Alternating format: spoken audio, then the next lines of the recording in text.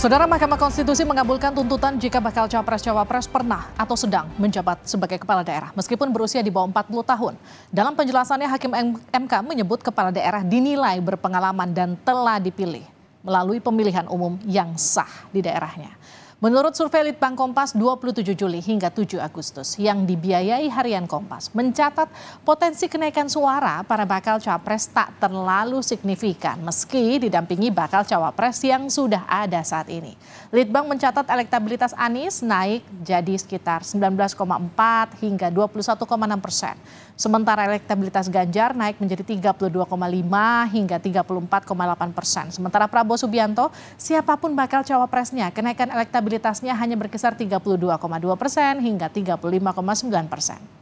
Sementara itu dari survei Indikator Politik Indonesia 25 Agustus hingga 3 September, elektabilitas nama tokoh yang disebut sebagai bacawa pres populer cukup bervariasi. Ada Ridwan Kamil jadi yang paling tinggi, elektabilitasnya 16,6%. Ada Erick Thohir 13,9%, Sandiaga Uno 11,3%, AHY 9%. Dan Gibran yang kini jadi pembahasan hanya memiliki elektabilitas 8,3%. Bagaimana respon Gerindra dan PDIP terkait putusan MK hari ini? Benarkah ini semata untuk memuluskan Gibran jadi cawapres? Kita akan bahas usai tayangan berikut.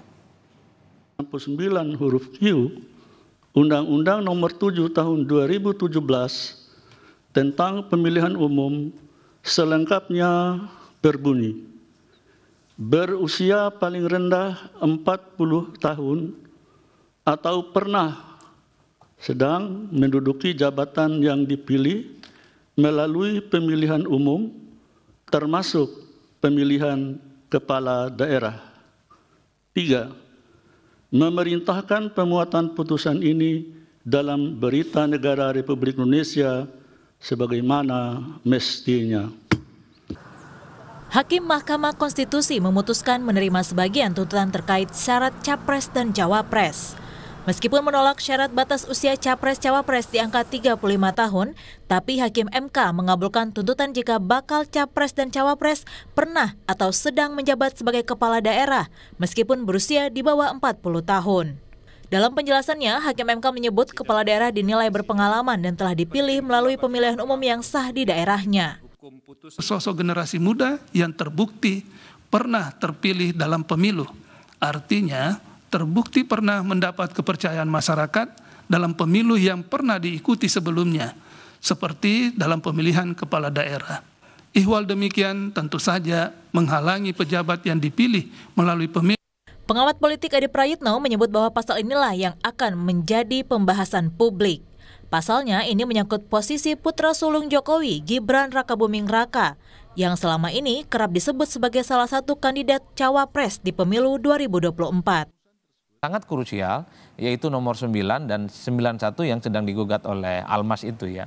Karena ini menyangkut apakah seseorang sekalipun umurnya tidak cukup 40 tahun, tapi dia berpengalaman sebagai kepala daerah bisa maju di 2024. Kan titik kunci soal bagaimana perhatian publik ke Mahkamah Konstitusi hari ini ya di pasal ini. Mas. Mereka terkait dengan nomor 90 dan 91 ini. Tapi overall bagi saya ya inilah bagian dari proses demokrasi kita yang harus kita ikuti. Semua orang dalam waktu sehari 2 hari ini memang sedang menunggu betul apakah Mahkamah Konstitusi akan mengabulkan soal klausul berpengalaman sebagai kepala daerah. Karena itu adalah kuncian apakah Wali Kota Solo itu punya kesempatan maju di 2024. Sementara itu, bakal calon presiden Ganjar Pranowo menyatakan bahwa calon pendampingnya bakal diumumkan pada minggu depan.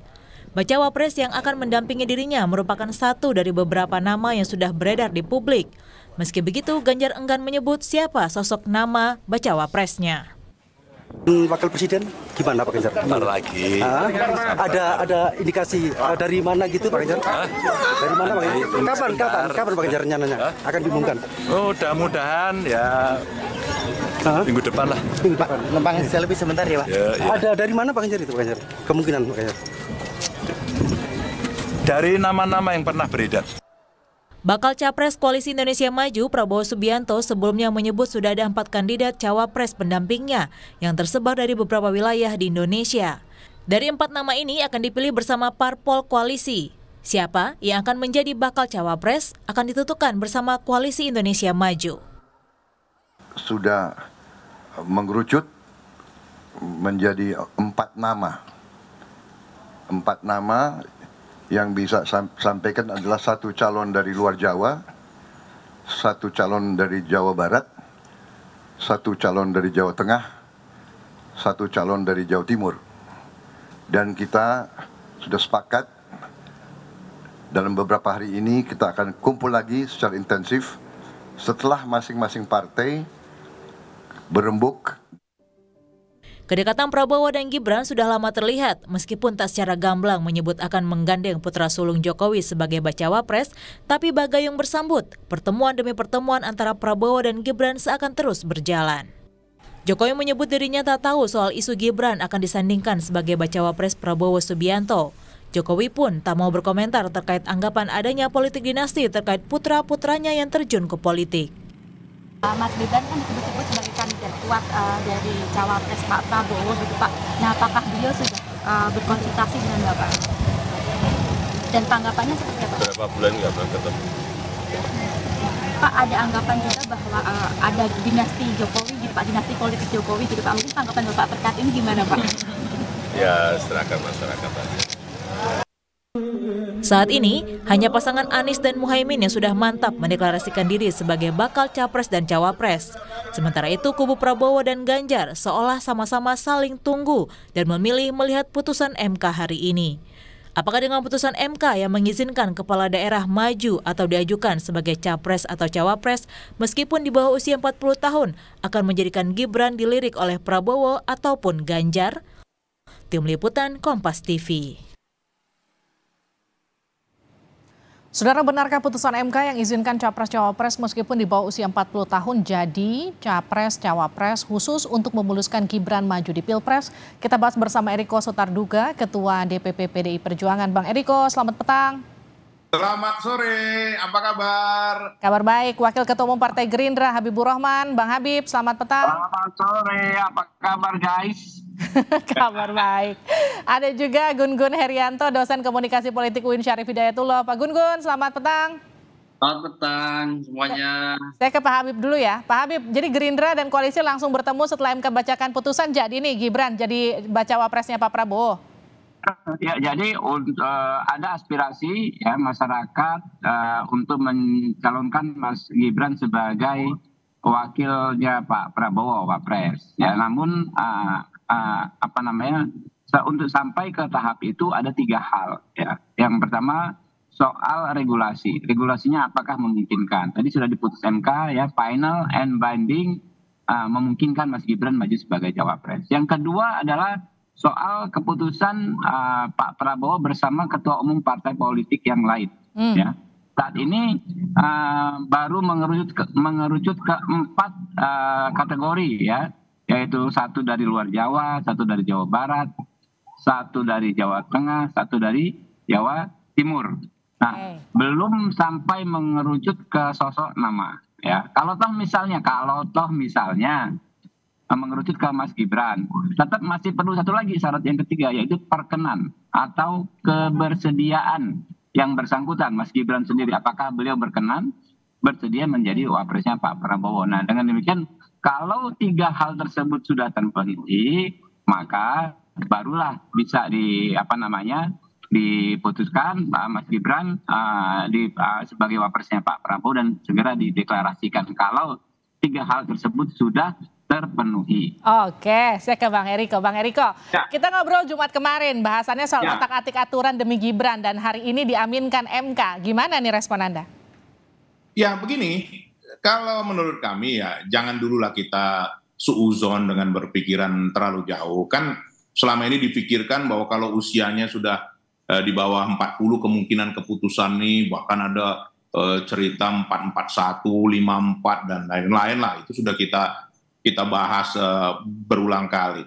Nah sekarang keputusannya adalah menolak terhadap yang usia di bawah 40. Tetapi memberikan kesempatan kepada yang sudah berpengalaman sebagai kepala daerah. Ya. Nah pengertian ini kan masih luas ya. Saya tidak ingin lebih jauh. Tentu adinda saya Habibur Rahman lebih paham lah soal hukum kan. Ya ini implementasinya seperti apa? Apakah kepala daerah yang sudah sudah selesai menjabat, sudah pernah menjabat, atau sedang menjabat, atau baru mulai menjabat, atau yang nah ini kita masih belum tahu, karena apapun juga ini kan harus ada perubahan juga. Kalau ada seperti ini, katakan ini kan harus dibahas lagi, tentu kan undang-undangnya ya harus dirubah. Nah, seperti apa dalam hal yang tinggal hanya beberapa waktu ini kan begitu. Artinya juga sesuatu hal yang perlu dibicarakan. Tapi kalau Gibran betul digandeng Pak Prabowo dan meninggalkan PDIP, apakah kemudian ini juga satu nafas dengan Bu Mega yang sempat mention hari ini jangan lirik-lirik partai lain? Loh, sekarang kan hidup adalah pilihan, Mbak. Itu kan sekarang begini ya.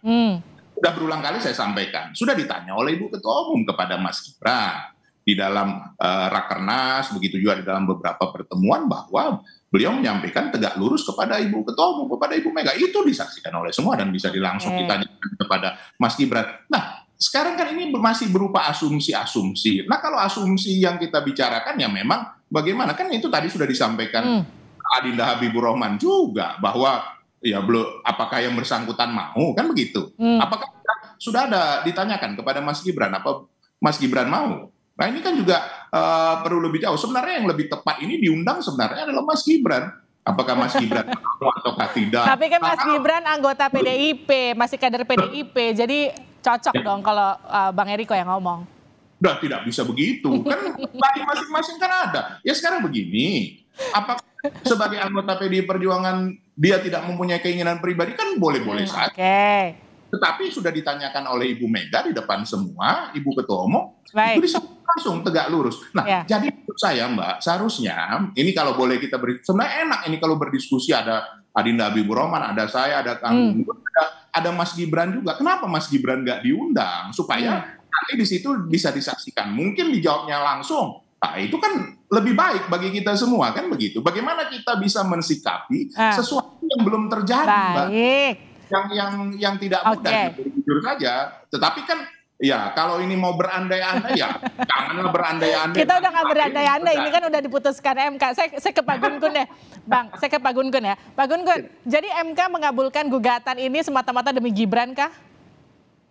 Jadi begini, putusan MK ini memang punya konsekuensi politis ya. Meskipun itu di ranah hukum, tetapi dimensi politiknya akan sangat signifikan, terutama dengan memungkinkannya Gibran itu menjadi salah satu calon di Pilpres 2024. Kenapa? Karena itu dimungkinkan dengan diksi ya pernah ya atau sedang. Jadi itu eksplisit tuh sebenarnya Bang Eriko. Dia pernah atau sedang menjadi kepala daerah yang elected official ya, yang dipilih.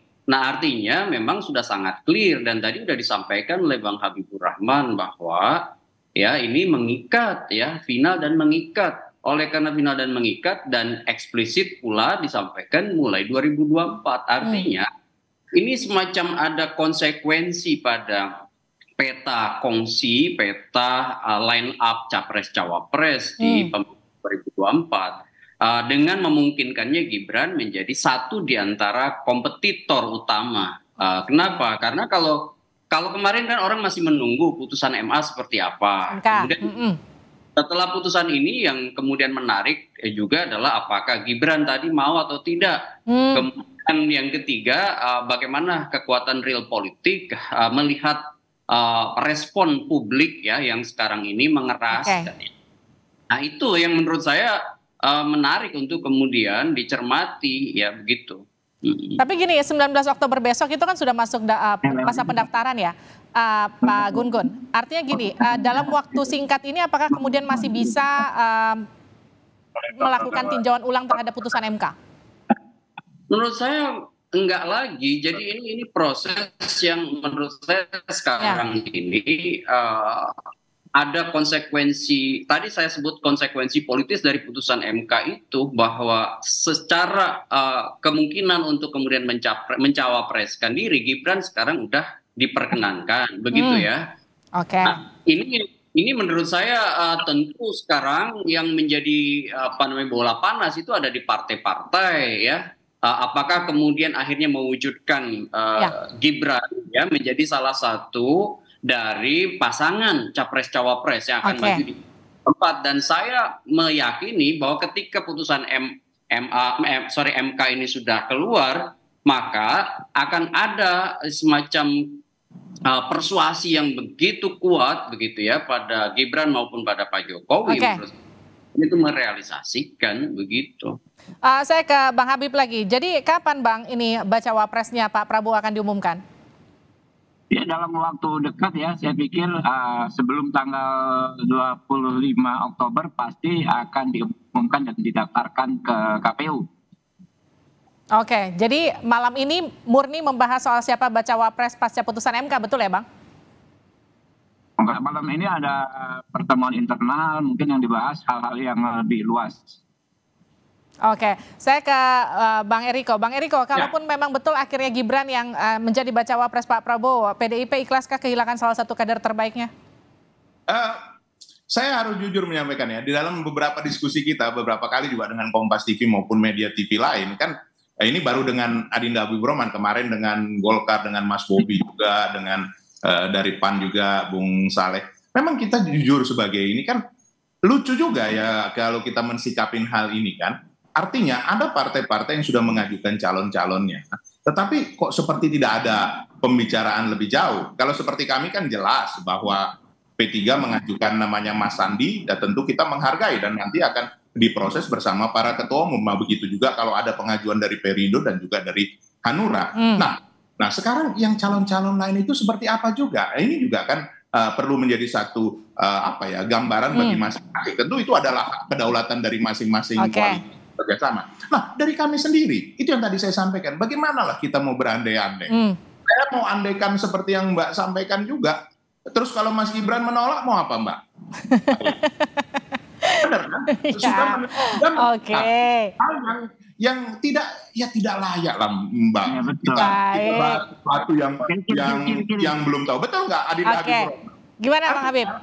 Artinya ini kan sesuatu saling kita menghargai lah. Seperti itu. Jadi saya dengan Bang Eriko ini satu frekuensi sekali ya.